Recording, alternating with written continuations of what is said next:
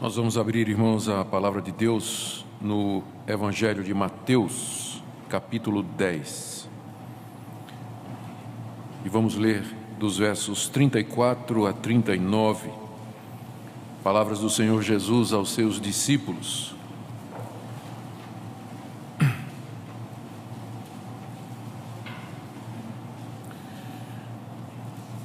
Mateus 10, 34 a 39. Não penseis que vim trazer paz à terra. Não vim trazer paz, mas espada. Pois vim causar divisão entre o homem e seu pai, entre a filha e sua mãe, e entre a nora e sua sogra. Assim os inimigos do homem serão os da sua própria casa. Quem ama seu pai ou sua mãe mais do que a mim, não é digno de mim. Quem ama seu filho ou sua filha mais do que a mim, não é digno de mim. E quem não toma a sua cruz e vem após mim, não é digno de mim. Quem acha a sua vida, perdê-la-á. Quem, todavia, perde a vida por minha causa, achá-la. Vamos orar pedindo que Deus ilumine o nosso entendimento na compreensão da sua palavra. Ó Deus, abre os nossos olhos para que nós vejamos as maravilhas da Tua lei. Dê, Senhor, que Teu Espírito Santo nos conduza agora no entendimento das palavras do Teu Filho. Inclina o nosso coração a obedecer. Ó Senhor, pedimos que conduzas todo o nosso ser, a submissão plena que o Senhor Jesus aqui demanda de nós. Ouve a nossa oração em nome de Jesus. Amém. Meus queridos, minha intenção nessa noite é expor as demandas que o Senhor Jesus Cristo faz aqui com relação aos seus seguidores. E, após isso, chamá-los à submissão plena e completa à pessoa de Jesus Cristo, Filho de Deus. Eu acho que nem sempre nós entendemos o que é que significa ser cristão e seguir a Jesus Cristo.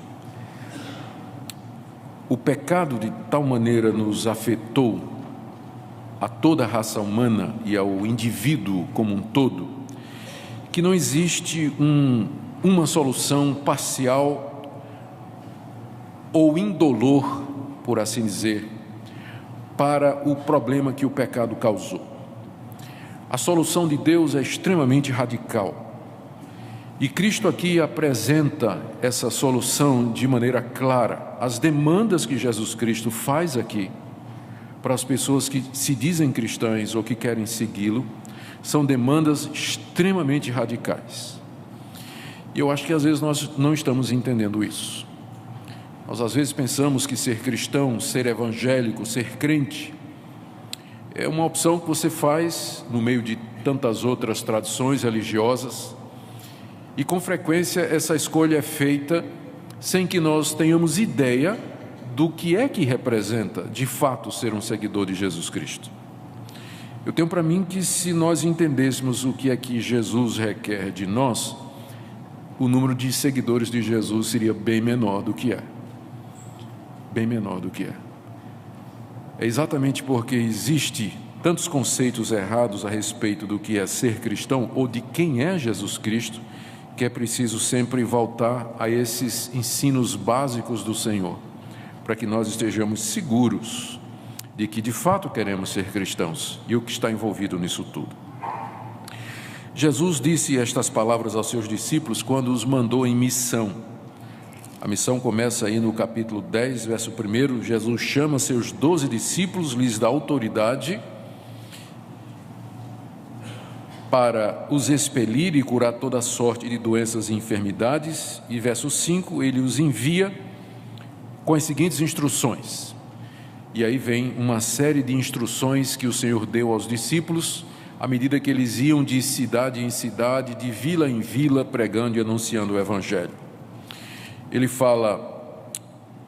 lhes dá algumas admoestações sobre como deveriam se comportar, como deveriam se conduzir nas casas que os recebessem, os encoraja diante das dificuldades. E aqui, no trecho que nós lemos, ele apresenta com clareza as demandas que serão exigidas não só dos 12 que ele está enviando, mas também daqueles que quiserem escutar a mensagem dos 12 e se tornar cristãos. São 3 demandas que Jesus faz aqui, nós queremos ver uma por uma.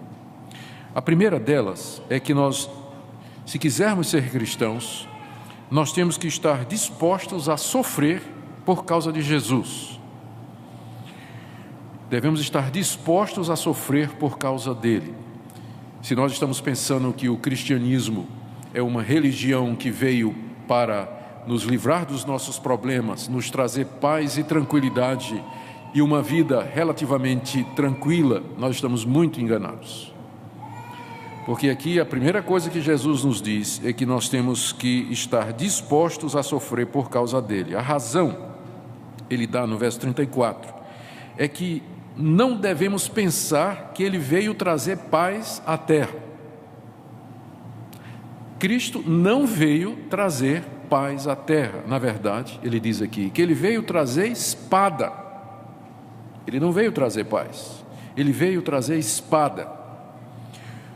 O que ele não quis dizer com isso?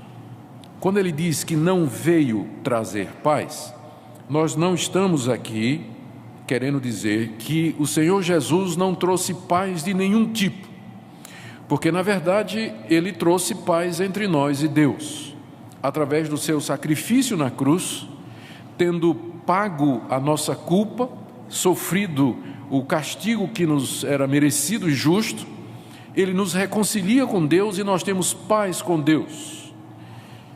E por causa disso nós também podemos ter paz com outras pessoas. Mas o alvo dele, quando ele disse que não veio trazer paz à terra, é que ele não veio da sua primeira vez, da sua primeira vinda, estabelecer aquele reino messiânico de paz que os judeus tanto ansiavam e que os profetas prometeram no Antigo Testamento. Ele não veio resolver todos os problemas do mundo, quando ele veio a esse mundo, a essa terra, 2000 anos atrás. Ele não veio pregar paz e amor, como os falsos profetas na época dos judeus e nos dias de hoje, que querem transformar Jesus num arauto da paz. As figuras que fazem de Jesus com a pombinha branca, aquele rosto emaciado, olhos azuis, não é? Aquele olhar assim, ele veio trazer paz. Esse não é o Jesus viril que o Novo Testamento apresenta. O Novo Testamento diz, como ele diz, não pensem que eu vim trazer paz, eu não vim resolver os problemas do mundo agora, eu não vim instalar um reino onde todos vão viver em harmonia, eu não vim acabar com as guerras e as polêmicas, não foi isso que eu vim fazer. Então essa é a primeira coisa que a gente tem que esclarecer a respeito de Cristo. Como eu disse, ele traz paz no sentido de que pelo seu sacrifício eu tenho paz com Deus e posso ter paz com outras pessoas, mas isso está longe, muito longe de tornar Jesus uma espécie de pacificador ou uma pessoa que veio ao mundo para resolver todos os problemas do mundo e estabelecer um reino de paz. Pelo menos não foi isso que ele veio fazer agora. Ao contrário, ele diz, eu vim foi trazer espada. Eu vim foi trazer espada. O que é que ele não quis dizer com isso? Quando Jesus disse que ele veio trazer espada, ele não está dizendo que veio fundar uma religião baseada na violência, como existem algumas que são baseadas na violência. Quando ele disse que ele veio trazer espada, ele não quis dizer que nós deveríamos nos armar e lutar contra o resto do mundo. Ele também não quis dizer que nós deveríamos usar a espada ou armas para converter os infiéis pela força. De maneira nenhuma, Jesus Cristo está dizendo isso. O que ele quis dizer com essa expressão, eu vim trazer espada à terra, é que por causa dele haveria muitos conflitos entre pessoas, cidades e até países. E que a sua pessoa seria motivo de discórdia, de debate, de polêmicas e inimizades. E a razão é a apresentação radical que ele faz de si mesmo, Jesus se apresenta como sendo o Filho de Deus, como sendo o próprio Deus. Ele diz que Ele é o único caminho para Deus. Ele diz que sem Ele todos estão perdidos. Ele expõe a perdição da humanidade por causa dos seus pecados e diz que o ser humano sozinho não pode alcançar a felicidade eterna. Ele é o caminho, a verdade e a vida. Isso é colocar uma espada na mão de quem não acredita. Por afirmar estas coisas, os seguidores de Jesus despertam hostilidade, inimizade, ódio e perseguição da parte de quem não acredita. A espada que Cristo veio trazer não é para que os seus seguidores firam o mundo, por incrível que pareça, mas é a espada pela qual os seus seguidores serão feridos. A pessoa de Jesus provoca isso por causa das suas demandas radicais. A forma como ele se apresenta como sendo o Filho de Deus e o único em quem existe salvação. Fora dele não há possibilidade de salvação ou felicidade eterna. Essa espada, portanto, que é resultado de quem é Jesus, é tão profunda que ela corta inclusive laços familiares, como ele diz aqui no verso 35. Eu vim causar divisão entre o homem e seu pai. Existe uma relação mais querida do que pai e filho? Eu amo meu pai e eu amo meus filhos, e eu sei que vocês sabem o que é isso, mas Jesus está dizendo que essa espada que ele veio trazer, ela corta inclusive esse tipo de laço. Ele fala: eu vim causar divisão entre a filha e sua mãe. É também um laço terno, é um laço querido, profundo, não é verdade? Mas essa espada corta também. O terceiro laço pode parecer mais fácil, entre a nora e sua sogra. Mas a gente sabe que tem sogras maravilhosas. A minha é maravilhosa. E eu entendo a dificuldade aqui também. O que o Senhor está dizendo é que a sua pessoa, quem Ele é, as suas demandas, o que Ele representa, causa atrito entre as pessoas, polêmica entre as pessoas, a ponto de separar inclusive familiares. Veja como ele diz que haveria inimigos do homem, até mesmo em sua família, verso 36. Os inimigos do homem serão os da sua própria casa. Quer dizer, o que ele está dizendo aqui é que há pessoas que vão odiar tanto a Jesus e aos seus seguidores, a ponto de que, se o seu filho se tornar um seguidor de Jesus, o amor que ele tem pelo filho vai ser menor do que o ódio que ele tem por Jesus. Mesma coisa com relação de um filho para com seu pai, de irmãos. E isso tem acontecido ao longo da história, especialmente em períodos de perseguição aberta e oficial ao cristianismo. Durante o Império Romano, há histórias e mais história no livro dos Mártires de mulher que entregou o marido, porque o marido se tornou cristão, entregou às autoridades para ser morto. De pais que renegaram filhos, entregaram os filhos para serem mortos porque se tornaram cristãos. Nos países comunistas, onde havia perseguição e há perseguição, há casos e casos de famílias que entregam seus membros para não serem mortos ou presos, membros que se tornaram cristãos em países islâmicos. Isso também acontece hoje.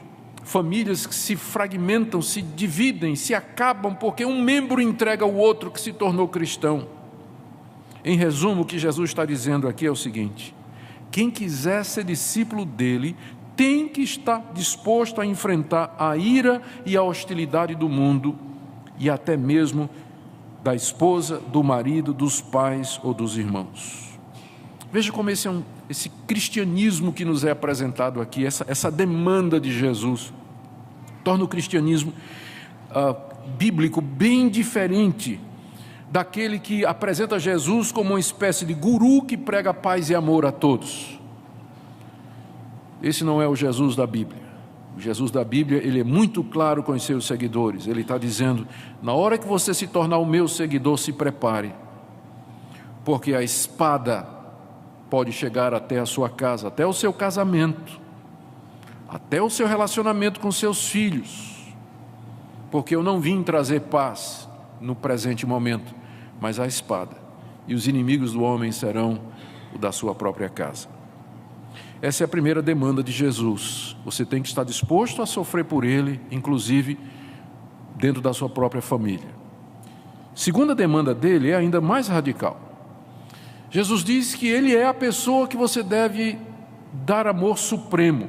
Ele exige amor supremo à sua pessoa. Versos 37 e 38. Quem ama seu pai ou sua mãe mais do que a mim não é digno de mim. E quem ama seu filho ou sua filha mais do que a mim não é digno de mim. E quem não toma a sua cruz e vem após mim não é digno de mim. O que é isso, ser digno de Jesus? O que significa? O que ele quis dizer, ser digno de mim?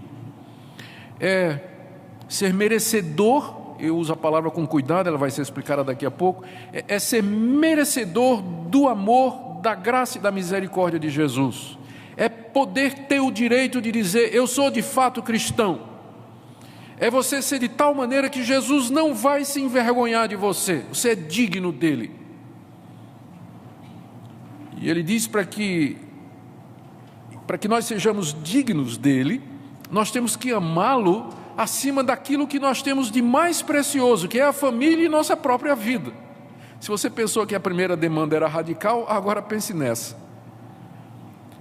A segunda é essa: você tem que me amar acima de tudo. O que ele não quis dizer? Presta atenção. O que ele não quis dizer quando ele disse que se nós não o amarmos mais do que pai ou mãe, nós não somos dignos dele, igualmente filho ou filha? Ele não está dizendo que a gente tem que deixar a nossa família, os nossos lares, e irmos morar com os irmãos em Cristo como se eles fossem uma nova família. Algumas seitas que fazem isso, como por exemplo os Meninos de Deus. É uma seita muito antiga, ela atua especialmente entre jovens nas universidades e escolas, se apresentam como irmãos em Cristo Jesus e tiram os jovens dos seus lares para ir morar em comunidades, para ir morar em acampamentos. O jovem, o moço, a moça, larga a família, larga o pai, mãe, estudos e vai morar com outros jovens em acampamentos, retiros que eles têm. É uma seita muito perigosa. Não é isso que Jesus está dizendo. Ele não está nos incentivando a abandonar nossa família, muito menos que negligenciemos as nossas obrigações com os familiares. Por exemplo, ele não está aqui encorajando você a se envolver tanto nas atividades da igreja que você esqueça as suas obrigações como esposa, como marido, como filho. Não é isso que ele está dizendo aqui. O que ele quer dizer com isso é que o nosso amor a ele, Jesus, deve superar qualquer outro amor que nós tenhamos, inclusive o amor aos parentes e familiares. Isso porque o nosso relacionamento com ele é superior aos laços familiares e terrenos. Isso é alguma coisa que nós precisamos entender muito claro. Esses laços terrenos aqui, familiares, eles um dia vão acabar. A relação pai e filho, mãe e filha, irmão e irmã, elas são pertencentes a essa vida aqui. Um dia, isso tudo vai acabar. E no novo estado, no novo mundo, na nova era que Deus está trazendo e que já inaugurou-se, essas relações familiares, elas desaparecerão. O que ficará é a sua relação com Deus e com os demais filhos de Deus. Então, aqueles que você hoje ama aqui, como filho, como irmão, como pai, como mãe, poderão não ser os mesmos que estarão nesse reino celestial. Se for, aleluia.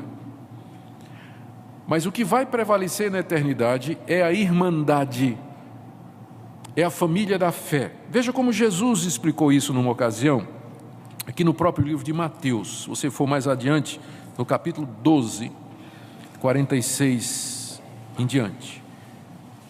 Falava ainda Jesus ao povo, e eis que sua mãe e seus irmãos estavam do lado de fora procurando falar.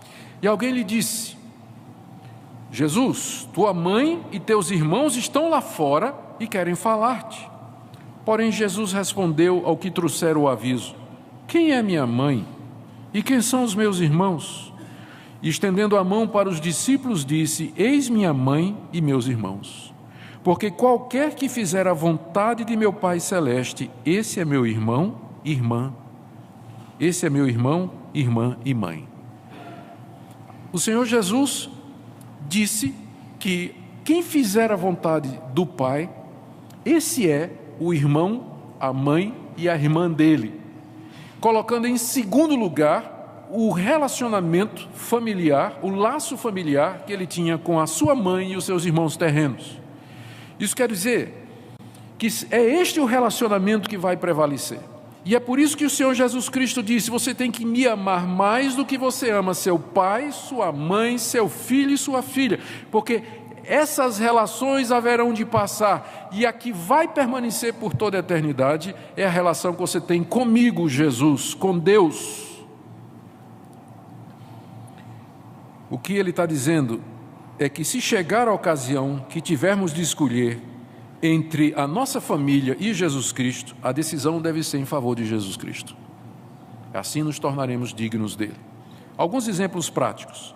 Seu marido fez alguma coisa errada e o erro dele está sendo confrontado por algumas pessoas. Você é cristã, você é crente, discípula de Jesus. Você sabe que seu marido fez uma coisa errada e as pessoas estão confrontando. E você toma o lado do seu marido, mesmo ele estando errado, contra a verdade de Jesus Cristo. A quem você está amando mais? Você está amando mais o seu marido do que a Jesus Cristo. Você pode ficar do lado do seu marido e dizer: querido, você sabe que eu te amo de todo o coração, mas nesse ponto aqui você está errado. Você está errado. Eu vou estar do seu lado, vou estar contigo. Se você tiver que ir preso, eu vou com você para a cadeia, mas eu vou dizendo que você está errado. A verdade é essa. Vamos resolver isso, vamos admitir isso, vamos corrigir isso. Tem pessoas que, nesse particular, elas preferem ofender a Cristo e a verdade e ficar do lado do familiar. Ou, por exemplo, seu filho fez alguma coisa errada na escola. Isso é muito comum.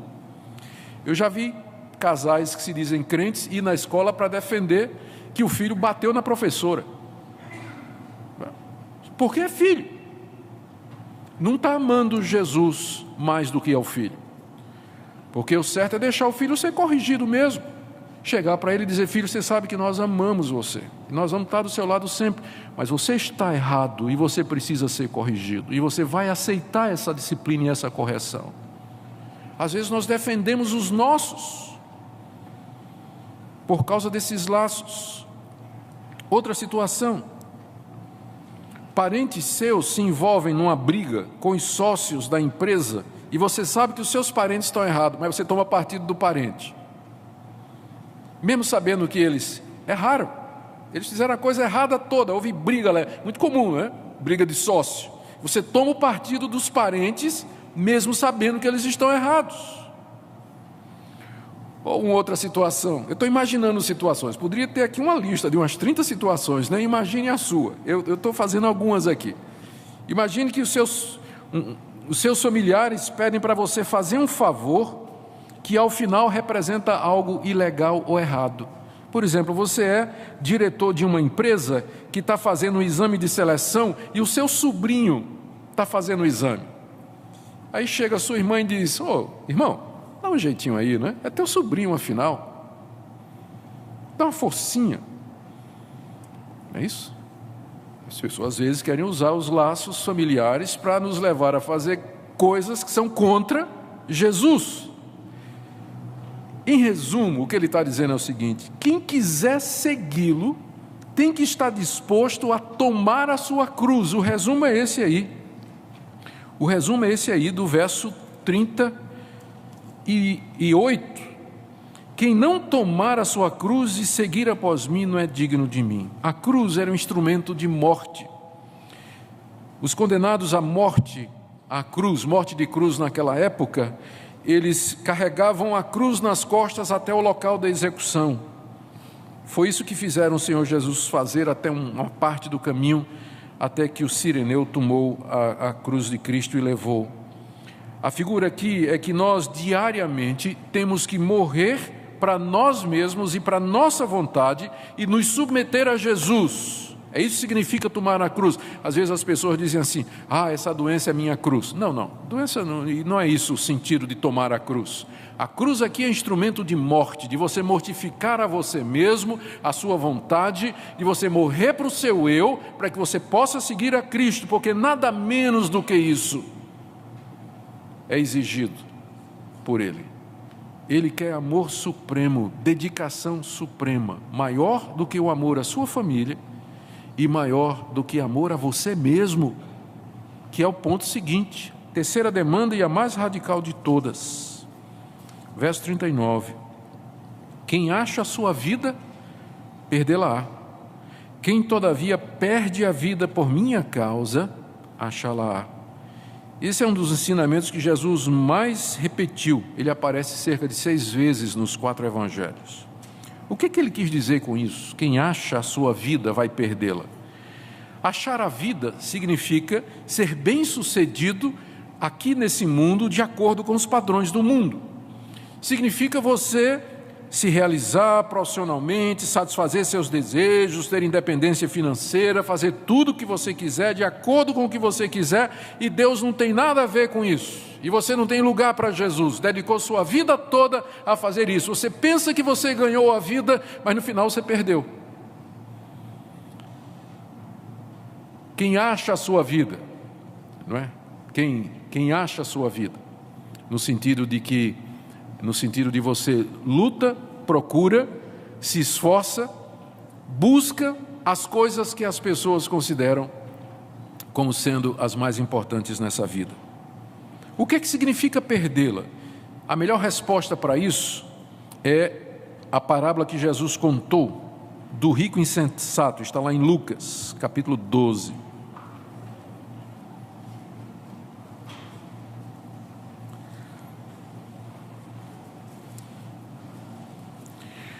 Lucas 12, a partir do verso 16. Jesus contou uma parábola dizendo: o campo de um homem rico produziu com abundância. E ele arrazoava consigo, dizendo: que farei, pois não tenho onde recolher os meus frutos? E disse: farei isso, destruirei os meus celeiros, reconstruí-los-ei maiores, e ali recolherei todo o meu produto e todos os meus bens. Então direi à minha alma: tens em depósito muitos bens para muitos anos, descansa, come, bebe, regala-te. Aqui está um homem que achou sua vida. Bem-sucedido, provisão, aposentadoria tranquila, bens, descanso, não tinha medo do futuro, tinha de sobra, tinha propriedades, ele achou sua vida, mas ele perdeu. Verso 20, porque Deus lhe disse: louco, esta noite te pedirão a tua alma, e o que tens preparado, para quem será? Assim é o que entesoura para si mesmo e não é rico para com Deus. É isso que significa: quem achar a sua vida vai perdê-la. Ou seja, quem se dedicar nesse mundo, no tempo presente, a correr atrás destas coisas que são lícitas, veja, não são coisas erradas, são coisas lícitas, são coisas legais, são coisas boas, são coisas necessárias. O ponto é que você deu a elas o primeiro lugar, seu coração estava nessas coisas o tempo todo. Cristo era nota de rodapé na sua vida, ou não representava absolutamente nada. Você vai chegar no final da sua vida e ver que você desperdiçou seu tempo, sua juventude, suas forças, correndo atrás daquilo que não vai lhe trazer felicidade eterna, que não vai resolver o problema do seu relacionamento com Deus. Por isso, quem acha a sua vida aqui nesse mundo vai perdê-la. Mas quem perde a sua vida aqui nesse mundo por causa de Jesus, esse vai achá-la. Significa fazer as mesmas coisas que você fez, a mesma coisa que o outro caso fazia, só que elas são absolutamente secundárias. Você quer trabalhar, você quer ganhar dinheiro, você quer ter família, por amor a Jesus, para de alguma forma promover o nome de Jesus, trazer glória a Ele. Ele é a razão de tudo que você faz. No outro caso, é você o centro de tudo, mas agora você vive para Ele. Como eu já falei aqui, num sermão aqui na igreja, a diferença entre nós e os outros é que os outros querem ganhar dinheiro para gastar com eles, mas nós queremos ganhar dinheiro do mesmo jeito para poder abençoar outros, para poder ajudar outras pessoas. A diferença é a motivação. Então, quem perde a vida aqui, ou seja, quem renuncia a buscar a própria glória, o próprio conforto, as coisas do seu eu e vive de fato para Cristo, ele promete aqui que esse vai herdar de fato, ou vai achar de fato a vida. Em resumo, quem quiser ser discípulo de Cristo deve estar disposto a renunciar a si mesmo e tudo quanto tem por amor a Ele. Agora, já me encaminhando para o fim, com que direito Jesus Cristo exige isso? Quem é Ele para prometer essas coisas? Vamos pensar direito aqui, gente. O que é que nós temos aqui? Nós temos aqui um judeu chamado Jesus, filho de Maria, que viveu há 2000 anos atrás, que de repente se vira para um grupo de seguidores e diz o seguinte: você tem que me amar mais do que você ama a sua família. Ok? Vocês têm que estar dispostos a morrer por minha causa.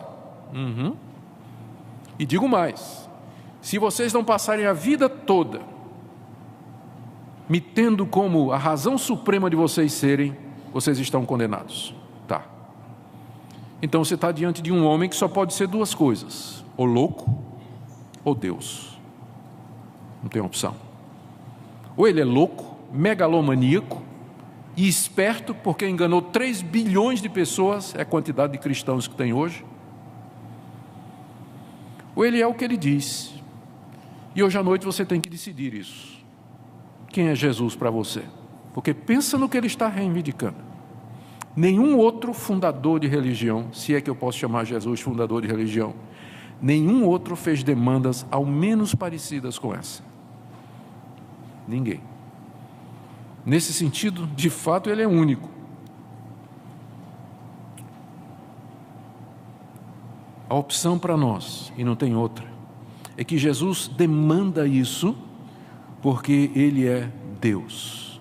Ele é o Filho de Deus, Ele é o Criador de todas as coisas, Ele é o Senhor de tudo e de todos, que morreu pelos nossos pecados, ressuscitou dos mortos, subiu aos céus, tem todo o poder no céu e na terra e no universo, e como tal Ele tem o direito de exigir de nós amor supremo, lealdade absoluta e obediência total. Ninguém mais pode demandar isso se Ele não for o próprio Deus.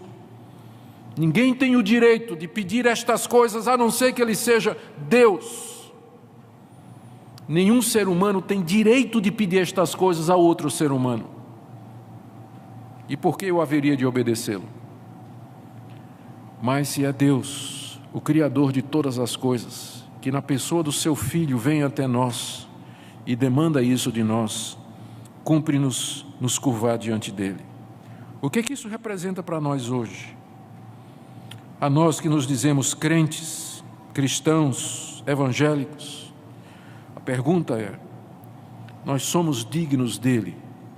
Nós amamos o Senhor Jesus mais do que o marido, mais do que a esposa, os filhos, irmãos, pai e mãe? Estamos dispostos a renunciar a tudo o que temos e o que somos por amor a Jesus?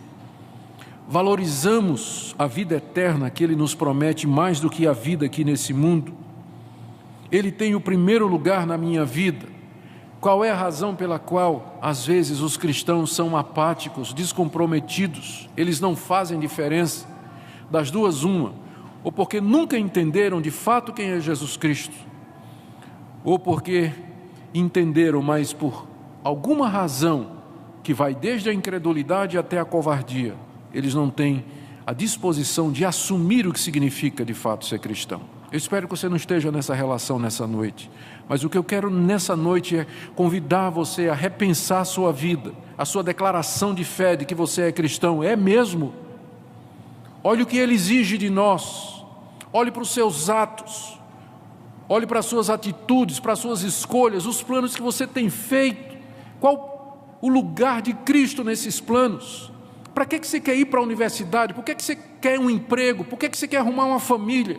Por que você está correndo atrás destas coisas? Qual a razão? Qual o lugar de Cristo na sua vida?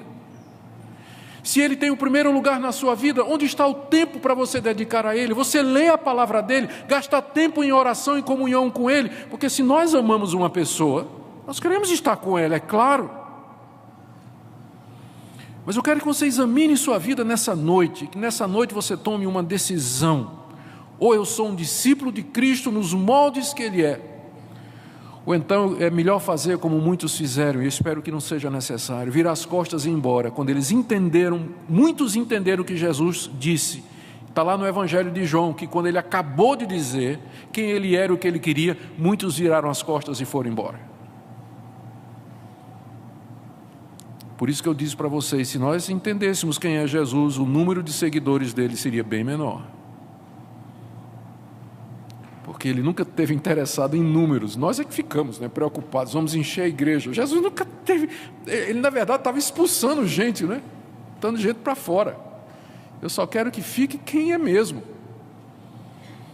quem de fato me ama, quem entende. Esse eu quero, o verdadeiro adorador, não um consumidor do evangelicalismo brasileiro, mas eu quero um adorador, um discípulo de verdade. Se você está aqui nessa noite e você ainda não se dobrou diante de Jesus Cristo como Senhor e Salvador, eu queria convidá-lo a fazer isso nessa noite. Não deixe passar mais essa oportunidade que Deus lhe dá. Você acabou de ouvir a palavra de Deus, as demandas de Cristo, as promessas que Ele fez. Não há salvação de fato em nenhum outro. Ele é o Filho de Deus, Ele é o Salvador do mundo, e Ele lhe chama nessa noite para que você se curve diante dEle. Eu não estou pedindo para você dar uma chance a Jesus, como às vezes as pessoas fazem. Dê uma chance a Jesus, de jeito nenhum. Ele hoje à noite está lhe dando uma chance. Ele está lhe chamando hoje à noite pela palavra do Evangelho.